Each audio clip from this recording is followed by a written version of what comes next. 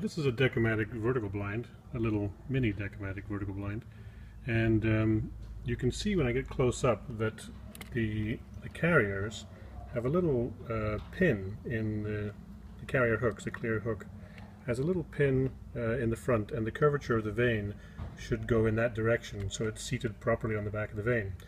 And so when I traverse all of these and bring them all back together again like this, they're all exactly in the same direction. And when I open them up a little bit more, now I can start to rotate them just using the conventional chain. So as I rotate them, they all rotate as normal. And then when I rotate them in the opposite direction, they go 180 degrees in the other direction. If I didn't cut these chains so small for the purposes of demonstration.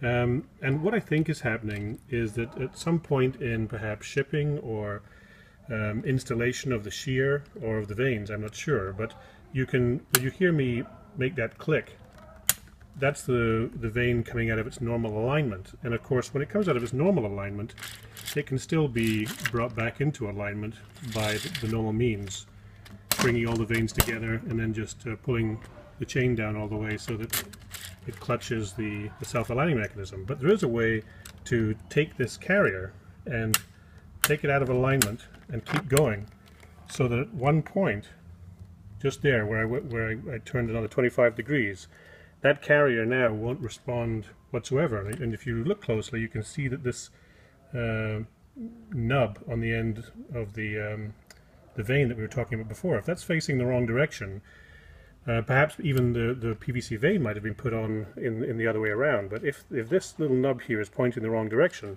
all the other vanes will turn, but that guy won't turn because it's gone too far out of its worm gear in order for the pinion, as it's rotating, to bring the vanes back into alignment. The only way to solve that is to recognize it happened and then turn it back manually. Once you start to hear it click, that means that it's starting to turn with the other ones and could be self-aligned with everything else. But there's a point where you can over-rotate these guys so that they are sort of impossible to rotate by using the conventional chain method. But as you can see with this example, now that guy's back in alignment, if it hadn't been for the fact that I have this tassel cut a little too short. But you can see that they're all turning, even though at one point I had one of them bent completely out of shape. If I take this one, do the same thing, click it around, and go just a little too far so it won't click anymore, I can get all the other vanes to turn, but that one won't turn, just because it's been rotated too far. And the only way to fix that problem is to grab the vane and rotate it manually so that you can hear it come back into alignment.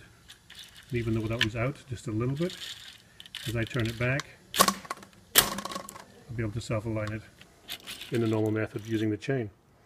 So I think that's what's happened. I sure hope it is, so that your customer is happy, because when your customer is happy, we are most certainly happy.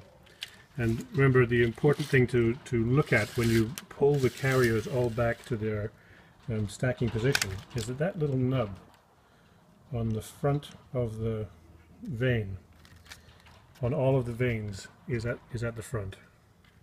So in this case, as I lead off, you can see that all of those little nubs are in the same direction. Sorry, my lighting is so poor.